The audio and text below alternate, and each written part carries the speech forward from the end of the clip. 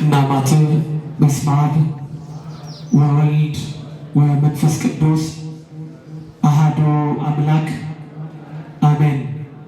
ክርስቶስ ተንሥአ እሙታን አሰሮ ለሰይጣን ሰላም ኮነ። ክቡራን በቅዱስ ሩፋኤል ቤት የተሰበሰባችሁ ምእመናንና ምእመናት በልዑል እግዚአብሔር ፍጹም ሰላም ሁላችሁንም ሰላም እላችኋለሁ። እንደምን ዋላችሁ? እንደምን ቆያችሁ? እንደምን ሰነበታችሁ?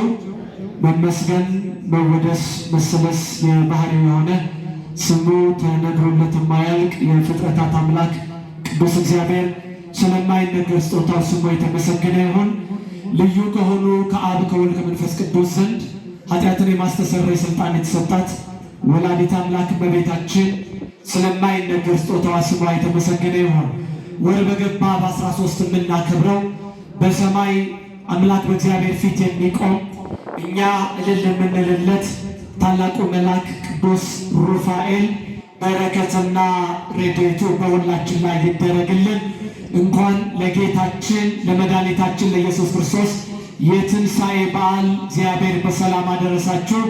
ክርስቶስ ሞትን ድል አድርጎ ተነስቷል። እልል ብላችሁ ክብር ምስጋና ለአምላካችን አቅርቡ። በዚች ልትመሽ ባለች ማታ ነገ ልንቀበል በተዘጋጀንባት በዚህ ጊዜ አምላካችን ቅዱስ እግዚአብሔር እንዳስተማረን እንማራለን።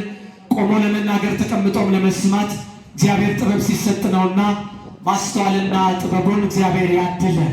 እግዚአብሔር በዚህ ቅዱስ በሩፋኤል ቀን እንማር ዘንድ ከቤታችን ከጠራን ነፍሳችንን ለእግዚአብሔር አሳልፈን ስጋችንንም ለእግዚአብሔር አሳርፈን በቤቱ እንድንማር አምላካችን እግዚአብሔር ይፍቀድልን። ሁላችሁንም እጠይቃችኋለሁ፣ የሚያስተምር ማን ነው? የሚመክር ማን ነው? የሚለውጥ ማን ነው? የሚናገርስ ማን ነው? የሚሰብክስ ማን ነው? ሁሉን የሚያደርግልን አምላካችን ከኛ ጋር ይሆንልን። በድጋሜ እንኳን ለጌታችን ለመድኃኒታችን ለኢየሱስ ክርስቶስ የትንሣኤ በዓል በሰላም አደረሳችሁ።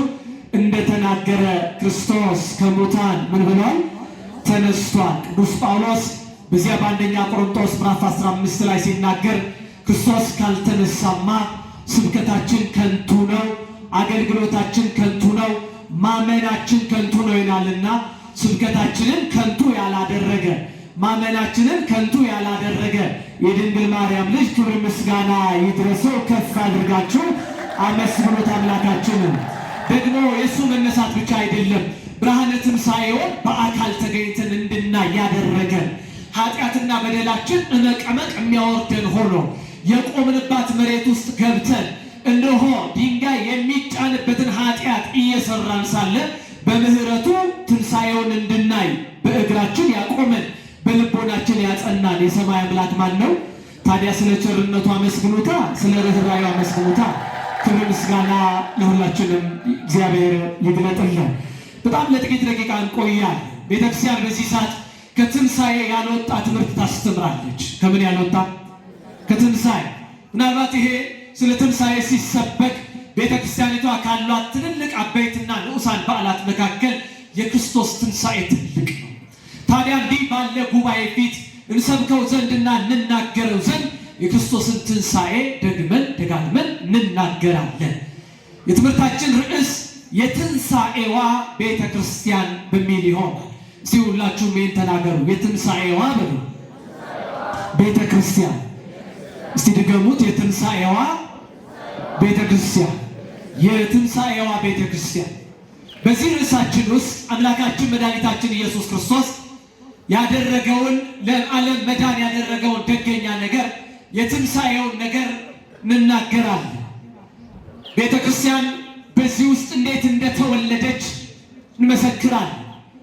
ከትንሣኤ በኋላ ያለችው ቤተ ክርስቲያን አሁን እናንተ ከስራ ደክሟችሁ መጣችሁ በስጋ በነፍስም ልታርፉባት የመጣችሁ ቤተ ክርስቲያን ምን አይነት ቤተ ክርስቲያን እንደሆነች እንማራለን።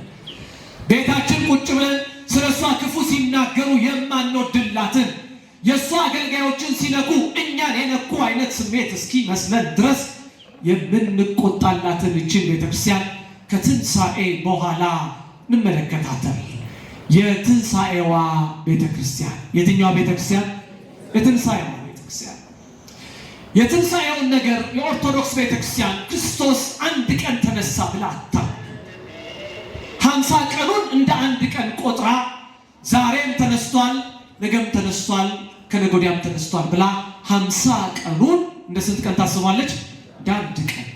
የትንሣኤ በዓል በጣም የሚደንቅ መሆኑን የምታውቁት ረቡዕና ዓርብን እስክንገድፍ ድረስ በዚህ ደስታ ስለሆነ ትንሣኤን ታከብራለች።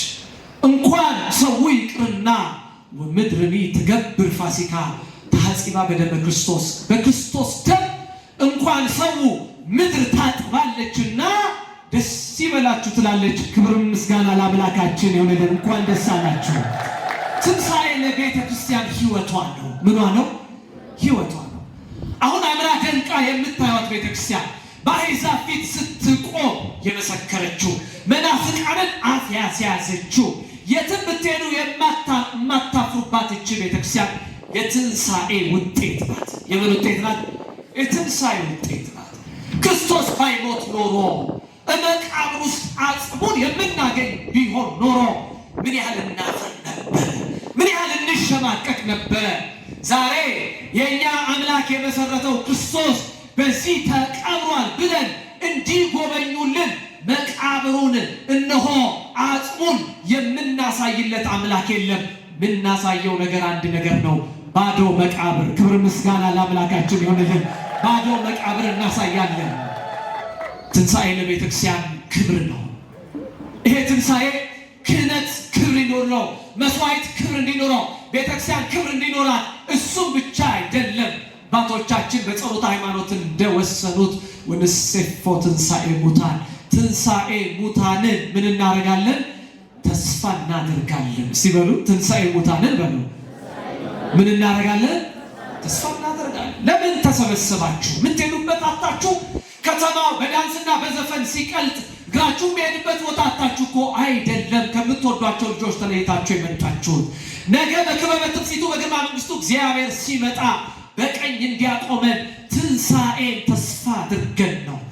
ክርስቶስ ያዘጋጃትና የተነሳት እቺ ትንሣኤ ለሱ ብቻ አይደለም። ትንሣኤ ለእኛም ከሞት በኋላ ምን አለ?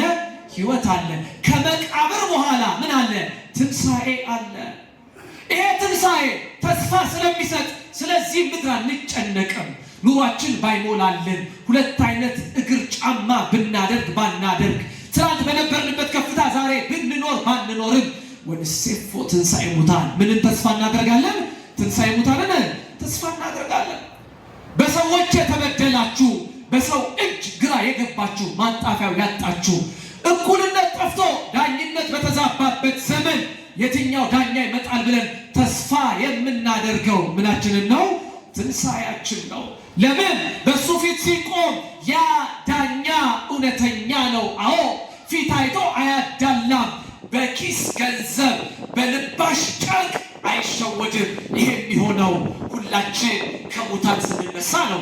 ከሙታን እንድንነሳ ደግሞ ተስፋ የሰጠን የማን ትንሣኤ ነው? የክርስቶስ ትንሣኤ ነው። ከፍ አድርጋችሁ አመስግኑት ክርስቶስን። ክርስትና ሲጠቀለል ይሄ ነው። ሲጠቀለል ይሄ ነው። በቀኝ ለመቆም የሚደረግ ጥረት ነው። እግዚአብሔር አምላካችን ግቡ ብሎ መንግሥተ ሰማያትን እንዲያወርሰን የሚሰጠን ተስፋ ነው ትንሣኤ።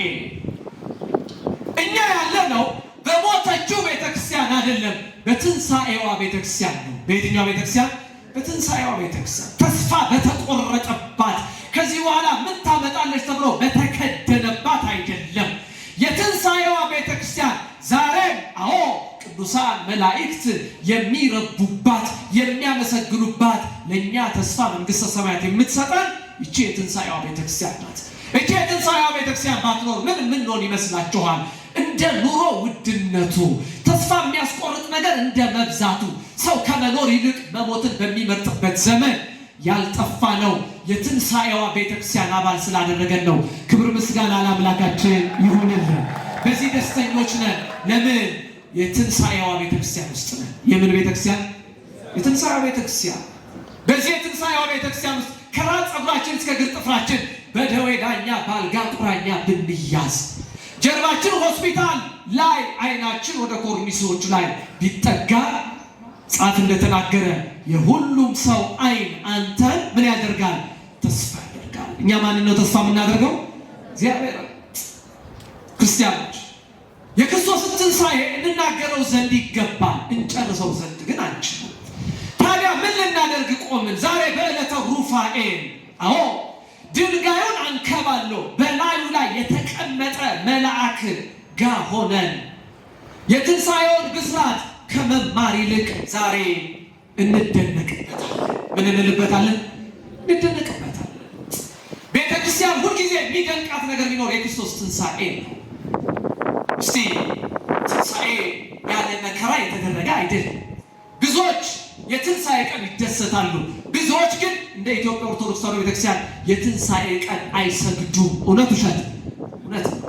ብዙዎቹ አይጾሙትም። የትንሣኤ ቀን ግን እኩል ከኛ ጋር ለመግደፍ ይሰለፋሉ። እውነት ውሸት? እውነት። ይቺ ቤተክርስቲያን ክርስቶስን ነጭ ለብሶ ባዶ መቃብር ላይ አይደለም የምታውቀው። የተንጠለጠለ ስጋ መስሎ በቀራንዮ ሲሰቀል ያኔ አይተዋለች።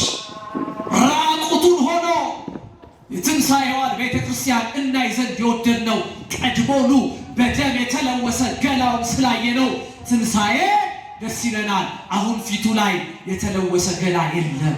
አሁን ፊቱ ላይ 6666 የተገረፈው አምላክ የለም። ይልቁንም ሞትን ድል አድርጎ ምን ብሏል? ተነስቷል። አመስግኑት። ክርስትና ምስጋና ለአምላካችን። የኢትዮጵያ ቤተክርስቲያን የትንሣኤውን ነገር ከምታሳይባቸው አብይ ጉዳዮች መካከል አንድ ነገር ልንገራችሁ። ባዶ መስቀል። ምን አይነት መስቀል? ባዶ መስቀል። እህቶቼ፣ እናቶቼ እዚህ አበሻ ቀሚሳችሁ ላይ መስቀሉን ስትጠልፉት አብራችሁ ክርስቶስን እኮ አትስሉትም። እውነት ውሸት? አንገታችሁ ላይ መስቀል ስታደርጉ ቅርጹን ብቻ ትጠቀማላችሁ። መጾር መስቀሉን ተመልከቱ። ካህናት በእጅ የሚይዙትን መስቀል ተመልከቱ። ክርስቶስ እላዩ ላይ አይቀረጽበትም። ምን አይልበትም? አይቀረጽበትም። አሉ የተባሉ አፍሮ አይገባም የተባለው መስቀላችንም ተመልከቱት። ቤተ ክርስቲያን ከሰራን በላይ ላይ ምን ተክለው መስቀል ባዶ መስቀል ነው። ምን አይነት መስቀል? ባዶ መስቀል። በርግጥ በኢትዮጵያ ቤተ ክርስቲያን ይትባህልና ትውፊት መሰረት ክርስቶስን መስቀል ላይ መሳል ነውር አይደለም። ግን ለምንድን ነው ሊቃውንቱ ባዶ መስቀል የሚይዙት?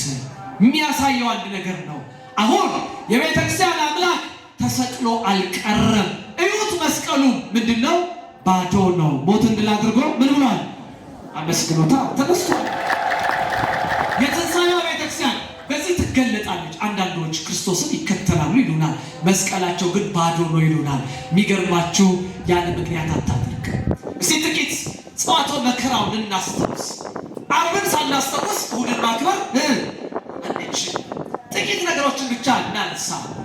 ዓርብ ቀን መጣችሁ የወደቃችሁለት የተነሳችሁለት አምላክ፣ ላባችሁ እስኪጠፈጠፍ ድረስ ስራ ቀርታችሁ የሰገዳችሁለት አምላክ ለምን ሰገድንለት? በመከራውና በሞቱ እንመስለው ዘንድ እኮ ነው። ቅዱስ ጳውሎስ ሮሜ መልእክት ምዕራፍ 6 ቁጥር 5 ላይ ሞቱን በሚመስል ሞት ከሱ ጋር ከተባበረን ትንሣኤውን በሚመስል ትንሣኤ ከሱ ጋር እንተባበራለን ይላል። እስቲ ተናገሩ። ሞቱን በሚመስል ከሱ ጋር ከተባበረን ትንሣኤውን በሚመስል ትንሣኤ ከእርሱ ጋር ምን እናደርጋለን? እንተባበራለን። ሞቱን በሚመስል ሞት ከእርሱ ጋር እንተባበራለን። የኢትዮጵያ ቤተክርስቲያን ክርስቶስን በሽታ በአካል በመዳሰስ እሱን ለመሆን የምታደርገው ጥረት ይደንቃል። ትዝ ይላችኋል። የተያዘበትን ምሽት እስቲ እናስታውስ። ሐሙስ ማታ ቄድሮን ወንዝ አጠገብ በአትክልት ስፍራ ቆሞ ቅዱሳን ሐዋርያትን ለጸሎት እንዲተጉ ያጸለያቸው የነበረ አምላክ ቦታው ወንዝ ዳር፣ ቦታው አትክልት ቦታ ነበረ። ምን ቦታ ነበረ? አትክልት ቦታ። ቤተክርስቲያን የክርስቶስ እግሮች የቱ ጋር እንደቆሙ ተከታትላ የምትማር ቤተክርስቲያን ናት። የአትክልት ቦታ ላይ ክርስቶስ ተያዘ ስትባሉ ፈርቶ የተደበቀ አምላክ አድርጋችሁ እንዳታዩት። የዮሐንስ ወንጌል ምዕራፍ 18 ምን እንደሚል ታውቃላችሁ? ያ ሌባ ይሁዳ ክርስቶስን በስንት ብር የሸጠው? በ30 ብር የሸጠው። በቄድሮን ወንዝ አጠገብ ክርስቶስ ሁልጊዜ ቃሉን ይሰብክ ስለነበረ ቦታው በተደጋጋሚ በክርስቶስ እግር የተባረከ ቦታ ስለነበረ ቦታው ያውቅ ስለነበረ ነው አጃግሬውን አስከትሎ ሄደው እንጂ ተደብቆ የነበረ አምላክ አይደለም። ለምን? እኛን ለማዳን ሲል ፈርቶ ተሸሽጎ የተሰቀለ አምላክ አይደለም። በድፍረትና በፍቅር ነው ለኛ የተሰቀለው። ክብር ምስጋና ለአምላካችን ይሁንልን።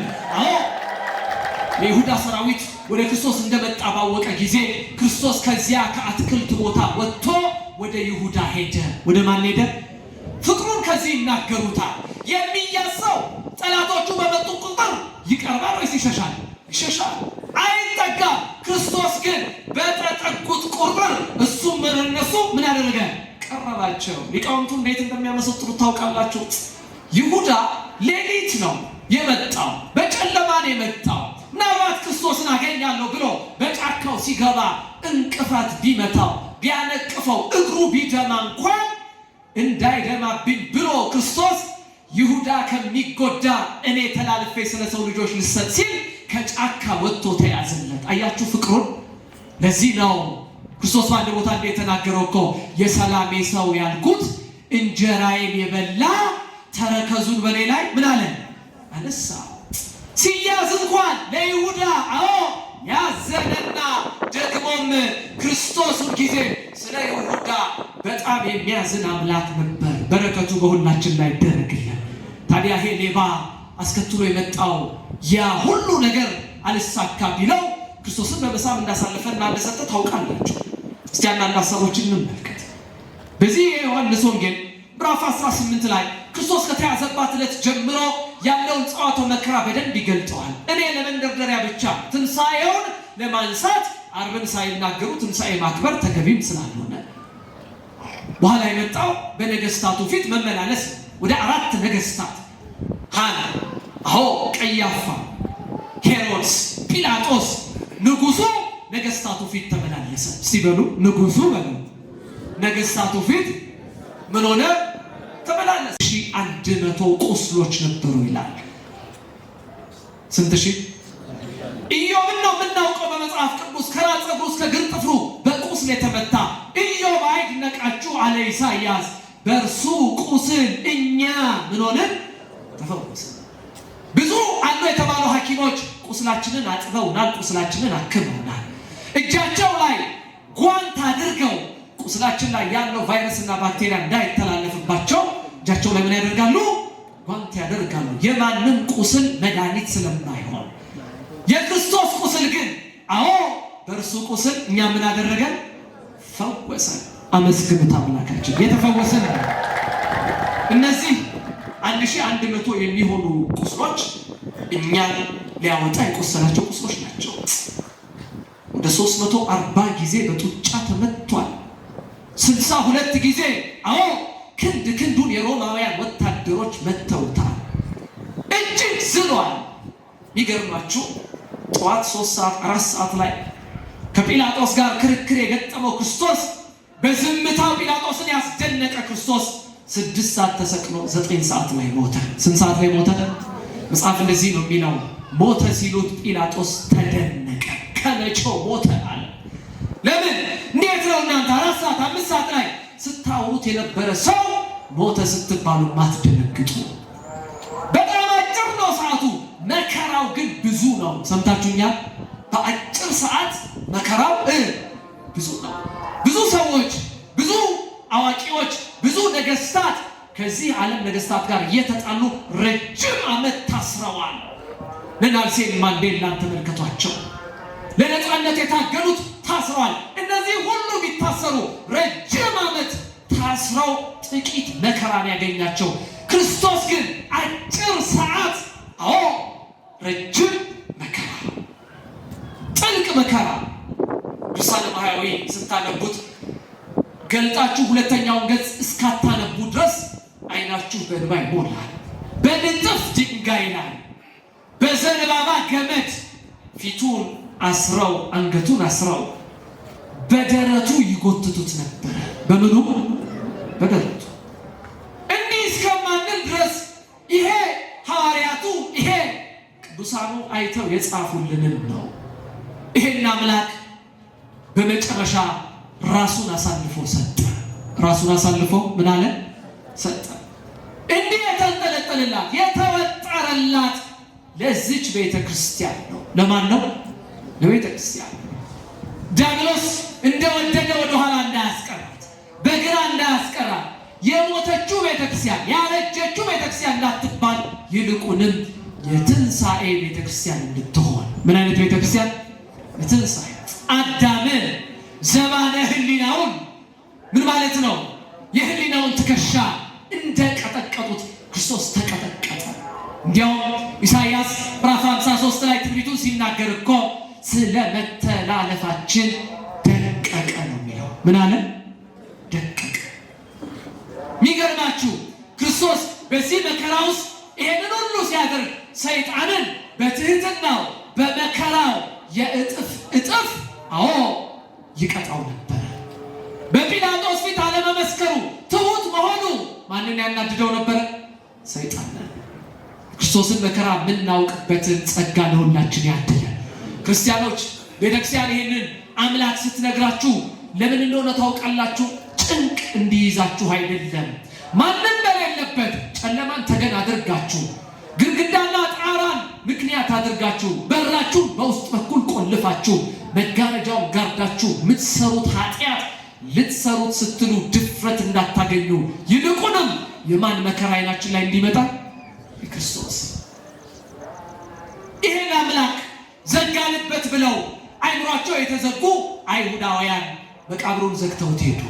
ዮሴፍና ኒቆዲሞስ በንጹህ በፍታ ገንዘው ቀበሩት።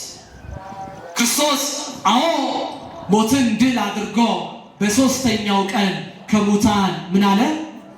አመስግኑት፣ ተነሳ። ይሄ አዋጅ ነው። ይሄ ሰላም ነው። ለዚህ ነው ቤተክርስቲያኒቷ ያሏትን ሊቃውንት የቀዳም ሱርለት ወይም ደግሞ የትንሣኤ ዋዜ ማለት እናንተ ጋር ቄጠማ እያዞሩ ሰላም ለእናንተ ይሁን ይሏችኋል። እስቲ በሉ ሰላም በሉ። ለማን ይሁን? ለእናንተ ነው። ሲኦል ያልተሰበከባት ሲኦል ተሰበከባት። ጨለማ የለም በእርሱ ዘንድ የተባለው ተፈጸመ። ድርሳነ ማህያዊ ግብረ ሕማማቱ ክርስቶስ በነፍስ ወደ ሲኦል የወረደ ጊዜ ምን እንዳለ ታውቃላችሁ? ዲያብሎስ ከዚያ በፊት 5500 ዘመን አዳምና ልጆቹን ተቆጣጥሮ በጡጫ እያለ የጠቀጠቃቸውን ክርስቶስ ገብቶ ሲኦል ላይ ብርሃን አበራባት፣ ስብከት ተሰበከባት። ከእጁ እጁን ብሎ በመስቀሉ እኛን አዳነን። እሱ ግን የሚያዩት ሰው ሁሉ ውበት የሌለው ደምግባት አልባ ነበረ። እንዴት ይወቁት? ኢሳይያስ ምዕራፍ 53 ላይ እናይ ዘንድ ይህንን ነገር እንመሰክር ዘንድ ማን ያምነናል? እውነት ግርግም የተወለደው ክርስቶስ ነው እንደዚህ የምናየው? እውነት ትናንት ሽባ የተረተረው ነው? ዓይን ያበራው ነው? በምራቁ የፈወሰው ነው? ክርስቲያኖች ምራቅ ተፍተውበት ነበረ። ምን ተፍተውበት ነበረ? አቤት! በጣም የሚገርማችሁ 73 ጊዜ ምራቅ ተፍተውበታል። ስንት ጊዜ? ሰው እንዴት ነው ምራቁ አያልቅም ወይ ቢባል ምራቃቸው ቢያልቅም ጉሮሯቸው ቢደርቅም አፋቸው ውስጥ ውሃ እየተጉመጠመጡ ይተፉበት ነበር። ቅዱስ ሩፋኤል፣ ቅዱስ ሚካኤል፣ ቅዱስ ገብርኤል በፊቱ እኮ ሲቆሙ ሁለት ክንፋቸውን ሸፍነው እኮ ነው የሚቆሙት። የሰው ልጅ ክፋት፣ የሰው ልጅ ኃጢአት፣ የሰው ልጅ በደል ያን የተገለጠ ክርስቶስ ይሄንን በደል፣ ይሄንን ክፋት፣ ይሄንን ኃጢአት፣ ይሄንን አለመቻል፣ ይሄንን ድካም ተሸከመና መስቀል ላይ ተሰቀለ። ለዚህ ነው ሁለተኛ ቆሮንቶስ ምዕራፍ 5 ቁጥር 21 ላይ ስለ እናንተ ኃጢአት ሆነ ይላል። ምን ሆነ? ኃጢአት ሆነ ተብሎ ተጽፏል። ለምን? የሁላችንን እርግማን ማን ተሸክሟል? ክርስቶስ ተሸክሟል። አምላካችን እግዚአብሔር ይሄንን መከራውን እንድናስብ ሁላችን ይርዳ። እቺ የትንሣኤዋ ቤተክርስቲያን ሁልጊዜ ተነሳ ብቻ ብላ ስትደሰት አትኖርም። ለዚህ ነው በሥርዓተ ቅዳሴያችን ላይ እጅግ ደግ በሆነ ምስጢር አባቶቻችን የሚናገሩት። ለዚህ ነው እንደ ሌሎቹ እየበላን እየጠጣን እናስተምራችሁ፣ ሃይላንድ እየተጎነጨን ጉርሻ እየተጎራረስን አውደ ምሕረቱን አናላግጥበትም። እየሰማችሁ ነው? እግራችንን አናነሳበትም። ቢሆን በትሕትና አባቶችን እየጋበዝን መምህራን ስር ቁጭ ብለን እንማርበታለን። ውሃ እንራጭበትም ሰው አንገፋበትም። ማን የተሰቀለበት ቤተክርስቲያን ስለሆነ? ክርስቶስ። ክርስቲያኖች የሚደንቃችሁ ይሄ አምላክ ተነሳ ቤተክርስቲያኒቷን አዎ ከኋላ ቀርነት ወደፊት አመጣት። የሰማችሁ ነው? አዎ አይሁድ በመገናኛ ድንኳን ውስጥ ይሰሩት ያደርጉት የነበረውን ነገር እንዲሻሻል እንዲያልፍ አድርጎ አዲስ ስርዓትን ሰራለን። ቤተክርስቲያኒቷ አሁን የሐዲስ ኪዳን ቤተክርስቲያን የትንሣኤ ቤተክርስቲያን ነች። የምን ቤተክርስቲያን? አቤት የትንሣኤ። አንዳንዶች እችን ቤተክርስቲያን በዚህ ዘመን ስትገለጥ በጣም ኋላ ቀር አድርገው ያዩዋታል። እች ቤተክርስቲያን ኋላ ቀር ነች። አቤት አንድ ፈረንጅ ወደ አንድ ገዳም ይሄዳል። ከኔ ጋር ናቸው። ወደ አንድ ገዳም ይሄድና ሊቃውንቱን መነኮሳቱን ሲያይ በጣም ያረጀ ልብስ ለብሰዋል፣ ደግሞም ያደፈ ልብስ ለብሰዋል። አንዳንዶቹ በጣም አዛውንት ናቸው። ቤተክርስቲያኖቹን ሲመለከት ከሳር ክዳን የተሰሩ ናቸው። ወፎች እየመጡ መጠለያ አድርገው ይሰሩበታል። ይህን ሁሉ ተመለከተና ፈረንጅ ነው ሰውየው፣ ባስተርጓሚ ነው። የእነዚህ ሀገር ቤተክርስቲያን ኋላ ቀር ነች አለ። ምን ቀር ነች? ኋላ ቀር ነች። ለምን ሲባል በጣም ደንቅ ኋላ ቀር ነች። እንዴት ቢያንስ አንድ ቤተክርስቲያን ሻወርና ሽንት ቤት የለውም ማለት ጭራሽ እንዴት ሊፍት የለውም? ስለዚህ እናንተ ቤተክርስቲያን ምንድን ነች? ኋላ ቀር ነች። ደሞ የነጠበባት ስጋጃ ቢነጠፍባት ሳር ቢጎዘጎዝባት በሴራሚክ ብትለበጥ በወርቅ ብትለበጥ ቤተክርስቲያን ስንት ናት? አመስግኖት እግዚአብሔር አንድ ነች ለኛ። እና ሊፍት የሌለው ቤተክርስቲያን ሻወርና ሽንት ቤት የሌለው ቤተክርስቲያን እኔ ምን እሰራለሁ? ታውቃላችሁ እኛ ቤት ስለ ቤተክርስቲያን የሚናገርን ሰው አንወድ እና ሊመቱት በተነሱ ሰዓት አበምኔቱ መጡ። የገዳሙ ልጆቼ ምንድን ነው የተፈጠረው? አይ ቤተክርስቲያናችንን ምን አለብን? ኋላ ቀር አለብን። ስለዚህ እናስቀምጠው ዘንድ አይገባም ማለት ነው። እኛ አባት በጣም አሰቡና ልጆቼ ይሄ ሰው የተናገረው እውነቱን ነው። እቺ ቤተክርስቲያን ኋላ ቀር ነች። ምን ቀር ነች? ኋላ ቀር ነች።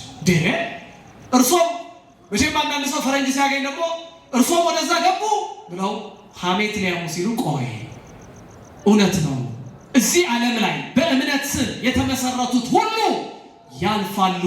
በኋላ የምትቀረው ሁሉን አሳልፋ በኋላ የምትቀረው የኛ ምንድነች? ቤተክርስቲያን ነች። ኋላ ቀር ነች።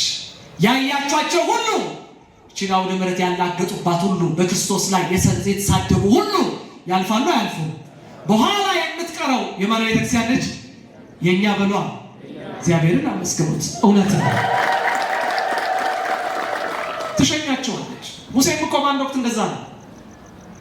ፈርዖንን ሲያየው በጣም እንደነገጠ፣ እግዚአብሔር ግን ነገረው፣ ዛሬ የምታያቸውን የፈርዖን ሰራዊት ነገ ምን አትላቸውም? አታያቸው። የትንሣኤዋ ቤተክርስቲያን ይቺ ነች። ነከሌ መጥተው ሊገፋት ይሞክሩ ይሆናሉ፣ ግን ምን አይሉ አይችሉም። የሲኦል ደጆች ምን አይሏትም? አይሏት። ጥቂት ሀሳብ እንመልከት። የትንሣኤዋ ቤተክርስቲያኒቷ ከትንሣኤ በኋላ ያለችው ቤተክርስቲያን ምን አይነት ቤተክርስቲያን ነች? ትደነቁባት ዘንድ እንናገራለን። ይሄን ስጋውን ለመብላት ትተጉ ዘንድ፣ ደሙን ለመጠጣት ትተጉ ዘንድ፣ ያለ ንስሐ አባት መኖራችሁ ያቃጥላችሁ ዘንድ የትንሣኤዋን ቤተክርስቲያን ተመልከቱ። እንዴት ባለች ቤተክርስቲያን ውስጥ አማን ሆናችሁ እየኖራችሁ እንደሆነ ክርስቲያኖች። የመጀመሪያው የትንሣኤዋ ቤተክርስቲያን የማትቀደድ የማትከፈል ቤተክርስቲያን ነች። ምን አልኩኝ? ማትቀደድ ምንም ማትከፈል። ይሄንን በአንድ ሐሳብ እስቲ ለመረዳት እንሞክር። ሁለት ጥቅሶችን እናነሳለን። የሉቃስ ወንጌል ምዕራፍ 5፣ የዮሐንስ ወንጌል ምዕራፍ 21። ሐሳቡን በደንብ እንድትረዱት ፈልጋለሁ። እግዚአብሔር ከሁላችንም ጋር ነው። ሁለቱም ውስጥ የተፈጸመው ተመሳሳይ ታሪክ ነው። ቦታው ይለያያል፣ ጊዜው ይለያያል። የሉቃስ ወንጌል ምዕራፍ 5 ላይ ጌታችን ደቀ መዛሙርቱን በሚጠራበት ሰዓት ቅዱስ ጴጥሮስን የጠራበት አጠራር ነው። ቅዱስ ጴጥሮስ በዚያ በባህር ዳር አጠገብ አሳ ያጠምድ ነበረ። ምን ያጠምድ ነበር? አሳ ያጠምድ ነበረ። ጌታችን መድኃኒታችን ኢየሱስ ክርስቶስ በመጣ ሰዓት ምንም ሌሊቱን ሙሉ አሳ ሲያጠምዱ እንዳደሩ፣ ነገር ግን ምንም ሊያዝላቸው እንዳልቻሉ ይነግረዋል። ጌታ እንደዚህ አለ፣ መረባችሁን ጣሉ አሳ ትይዛላችሁ አላቸው።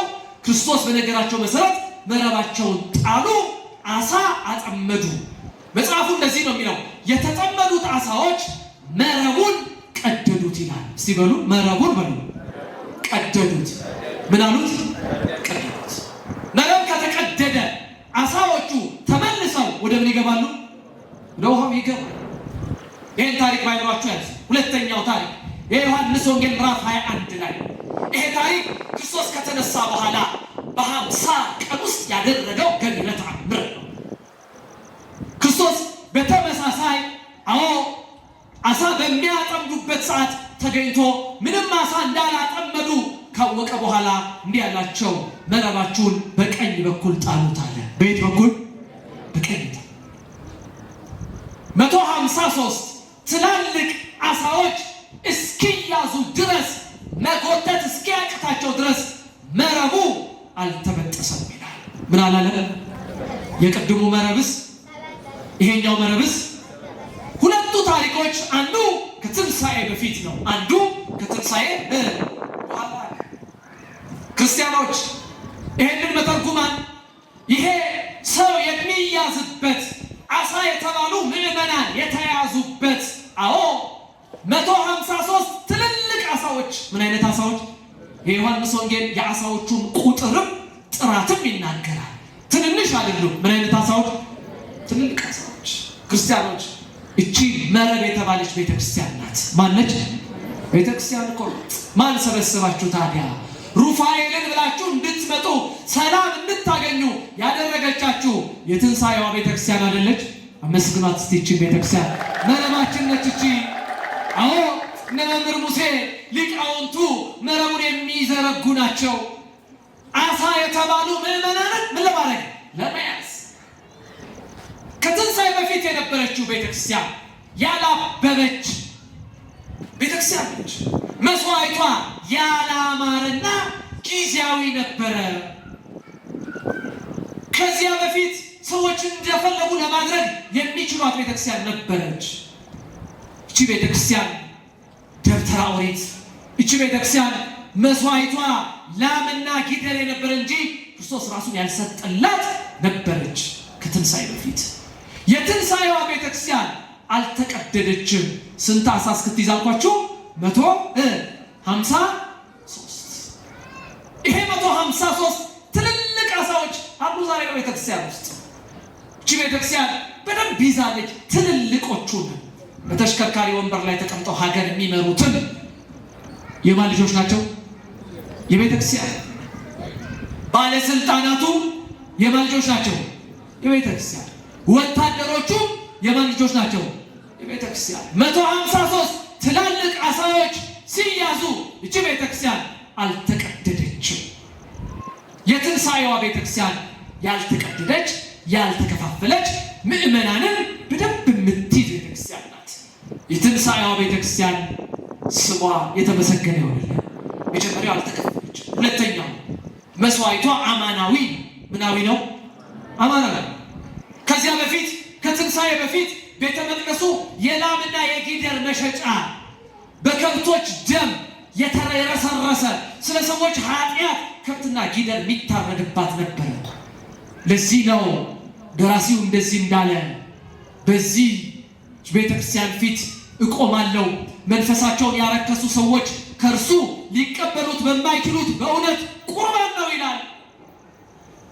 ከትንሣኤ በፊት የነበረችው ቤተክርስቲያን መስዋዕቷ ኃጢአት የሚያስተሰርይ አልነበረም። ለዚህ ነው ጅራፍ ገምዶ በሬዎቹና ላሞቹን ከቤተ መቅደስ ምን ያደረጋቸው?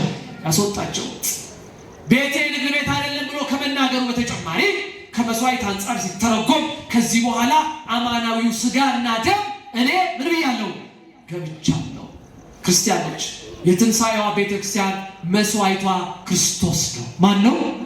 ክርስቶስ ነው። ርቧችኋል? አዎ በለኝ እስቲ። ጠምቷችኋል? አዎ። ይህንን ቃል መመለስ የማይችለው ክርስቲያኖች ርቧችኋል ወይ ስትባሉ ያልተቀበላችሁ ሰዎች አዎ ነው ማለት ያለባችሁ። ጠምቷችኋል ወይ ስትባሉ አዎ ነው ማለት ያለባችሁ። እግዚአብሔር ረሃባችሁንና ጥማችሁን በስጋው ደሙ ያጥግባችሁ። የትንሣኤውን ቤተክርስቲያን የምትከተሉ ከሆነ ቁረቡ፣ ስጋውን ብሉ፣ ደሙን ጠጡ። የተሰቀለው አምላክ ተነስቷል። የምንበላው ስጋ የምንጠጣው ደም ዛሬ የፍጡር አይደለም፣ ይልቁንም በአብ ቀኝ ተቀምጧል። በምን ቀኝ ተቀምጧል? በአብ ቀኝ። ሶስት ነገሮችን እንመለከታለን። ክርስቶስ መረቡን በቀኝ ጣሉት አለ። በየት በኩል ጣሉት? በቀኝ ጣሉት። ክርስቶስ ከአብ በየቱ ጋር ያለው? ቀኝ ስትባሉ አቅጣጫ እንዳይመስላችሁ፣ ቀኝ ስትባሉ ሎኬሽን እንዳይመስላችሁ። ሪና ብላ ተተረጉመዋለች ቤተክርስቲያን። ትክክል ማለት ነው። ለምን ወረደ፣ ተሰቀለ፣ ሞተ ስትባሉ ከአብ ጋር የነበረው ወልድ ጎደለ እንዳትሉ። እየሰማችሁኝ ነው? መላእክት እኮ በግርግም ሲወለድ አይተው አደነቁና ምናልባት በሰማይ ጎሎ ይሆናል ብለው ቢሄዱ ከአብና ከመንፈስ ቅዱስ ጋር ወልድን ሲመሰገን አይተውታል። ክብር ምስጋና ለአምላካችን ይሆንልን። ያልጎደለ አምላክ ነው። ስለዚህ አትጠራጠሩት። ቅዱስ ሩፋኤልን ከወደዳችሁት ከኔ ጋር ናችሁ። ስጋውን ብሉ፣ ደሙን ምን በሉ ጠጡ። የጨረስኩ። ሌላው የትንሣኤዋ ቤተክርስቲያን ክህነቷ የታመነ ነው። ምኗ? ክህነቷ አማናዊ ነው። ክህነቷ ከትንሣኤ በፊት የነበረችው እነሆ የኦሪቱ ሕግ ሌዋውያን ካልሆኑ በስተቀር ከአንድ ዘር ያልተወለዱ በስተቀር ቤተ መቅደስ መግባት አይችልም፣ ማገልገል አይችልም። የአዲስ ኪዳን ክህነት ግን እንዲህ አይደለም፣ እውነተኛ ነው።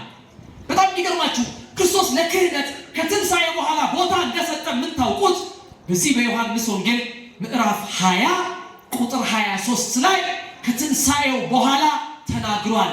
በምድር ያሰራችሁት አላቸው ለሐዋርያት። በየት ያሰራችሁት? በምድር። በሰማይ ምን ያለ ነው? የታሰረ። ከትንሣኤ በኋላ ክህነት ባያስፈልግ ኖሮ የተነሳ ቀን ባይሰብከው ነበር። ይሄን ሞትን ድል አድርጎ የተነሳ ቀን ስለ ክህነት ባላወራ ነበረ። ለዚህ ነው እቺ ቤተክርስቲያን ኃጢአትን ይቅር ለሚል ወደሚያስተሰረይ አምላክ ኃጢአታችን ይቅር እንዲባል በአባቶቻችን ካህናት ትሰብካለች። የትኛውም አባት ከኔ ጋር ናቸው? አባ ሆይ ይፍቱኝ ስትሏችሁ እኔ ፈታሁ የሚል አባት አለ? ማን ይፍታችሁ ነው የሚለው? እግዚአብሔር። ለምን? በምድር የፈቱት በሰማይ ምን ያለ ነው? አዎ ምንድነው ትምህርቱ? የትንሣኤዋ ቤተክርስቲያን ውስጥ እየኖራችሁ ያለ ንስሐ አባት አትኑሩ፣ ያለ ምክረ ካህን አትኑሩ። ወጣቶች ልትይዙት ስትሉ ጉም የሆነባችሁ፣ ከነከሌ እኩል ሰርታችሁ ያልተሳካላችሁ ክርስቲያኖች ኢኮኖሚው ስለወደቀ ብላችሁ ብቻ እንዳታስቡ፣ ነፍሴ ስለወደቀች ብላችሁ አስቡ። የትንሣኤዋ ቤተክርስቲያን በክህነት የተሻለች ነች። ሌላው ከኔ ጋር ናችሁ? ፍቅረ ቢስ የሰው መውደድ ያላት ቤተክርስቲያን ናት። የምን መውደድ? የሰው መውደድ። የአዲስ ኪዳኗ ቤተክርስቲያን ሰይጣንን ጭንቅላቱን የምትለው በትህትና ነው። በምንድን ነው? በትህትና ነው። ከራስ በላይ አዎ ንፋስ ብለን እንዳናስብ፣ ይልቁንም ከእከሌ ይሻላል ስንል ያኔ ሰይጣን ያራል። ይሄ ነገር ግን ዛሬ እንኳን በእናንተ በእኛም ጠፍቷል። ማን ይቅር ይበለን? እኔ ካልቆምኩ፣ እኔ ካልዘመርኩ፣ እኔ ካላገለገልኩ፣ እኔ ካልቀደስኩ አይባልም። እየሰማችሁኝ ነው? አዎ ባካችሁ እዚህ እንኳን መተን ትሁት እንሆን። አልቻልንበትም። ወይ ህዝቡን አላስተማርን፣ ወይ ለራሳችን አልተማርን። ክርስቲያኖች የሰው ፍቅር ያለባት ስለሆነች ደካሞቹ ቦታ ይሰጣቸዋል፣ ወጣቶቹ ደግሞ እንዲሮጡ ይፈቀድላቸዋል። ሰምታችሁኛል? ከትንሣኤ አንጻርችን ታሪክ እንገራችሁ። የዮሐንስ ወንጌል ምዕራፍ 20 ስታነቡ መግደላዊት ማርያም የጌታን ትንሣኤ ከሰማች በኋላ ለሐዋርያቱ ልትነግራቸው ሄደች። ሐዋርያቱ ጋር እንደደረሰች ሐዋርያት በተዘጋ ቤት ውስጥ ቁጭ ብለው ነበርና ሰሙ። ጌታ ምን ብሏል? ተነስቷል። ሁለት ሰዎች ሩጫ ሮጡ ይላል የዮሐንስ ወንጌል ምዕራፍ 20። አንዱ ዮሐንስ ነው፣ ሌላው ቅዱስ ጴጥሮስ ነው። ዮሐንስ ወጣት ነው፣ ቅዱስ ጴጥሮስ ሽማግሌ ነው። ክርስቶስ ሲጠራው ራሱ የ55 ዓመት ሰው ነበር። ሲጠይቃችሁ ወጣትና ሽማግሌ እኩል ቢሮጥ ማን ነው የሚቀድመው? ሽማግሌ። እዚህ ስለሆናችሁ ማን ነው የሚቀድመው? ወጣት። እንዳላችሁትም ዮሐንስ ሮጠ፣ ቀድሞ ሮጠ ጌታን ትንሣኤ ለማየት። ቅዱስ ጴጥሮስ ሊቀ ሐዋርያ ነው፣ ቢናገረው መቆም ይችላል። ነገር ግን በዚያ በሩጫ ሰዓት ላይ አቅም ያለው ዮሐንስ እንዲሮጥ ማን ፈቅዶለታል? ቅዱስ ጴጥሮስ ፈቅዶለታል። ክርስቲያኖች፣ ዮሐንስ ግን በሩ ላይ ቆመ እንጂ አልገባም ይላል። የወጣንያ ምሳሌ ብዙ ትምህርት አለው፣ ይበቃናል እዚህ ጋር። ቅዱስ ጴጥሮስ ግን ከኋላ ቀስ እያለ መጥቶ መቃብር በመግባት ወደ መቃብሩ በመግባት ግን ማን ቀደመ? ቅዱስ ጴጥሮስ። ይህን የምናው የኢትዮጵያ ሊቃውንት ልጅ ቢሮጥ አቤት ምን ነው ታውቁት የለ እንዴ? ልጅ ቢሮጥ ምኑን አይቀድምም? አባቱን አይቀድምም። ክርስትና እንደ ጴጥሮስ ትሕትና ያለው ሰው መሆን ነው። ባካችሁ አንዳንዶቻችን አቅማችን ከበቃ እውቀታችን ሊሚት ካደረገን ባካችሁ እንደ አገልግሎታችን እናገልግል። መሮጥ ያለባቸው ማህበራት ካሉ ይሩጡ። መሮጥ ያለባቸው መስበክ ያለባቸው ማህበራት ካሉ ይስበኩ። ደግ መፈጸም ቤተክርስቲያንን ሊሯሯጡላት የሚችሉ ሰንበት ተማሪዎች ካሉ ይሯሯጡ። እንደ ስምዖን አንዳንዶቻችን በር ላይ ቆመን እኛ ካላስገባናችሁ አትገቡም አትበሏቸው። ሰምታችሁኛል? የሐዲስ ኪዳኗ ቤተክርስቲያን የትንሣኤዋ ቤተክርስቲያን ለክርስቶስና ለቤተክርስቲያን የሚሮጡትን ታስቀድማለች። መጨረሻው ሱታፌ አንስት ወይም የሴቶች ተሳትፎ። የምን ተሳትፎ? የሴቶች ተሳትፎ።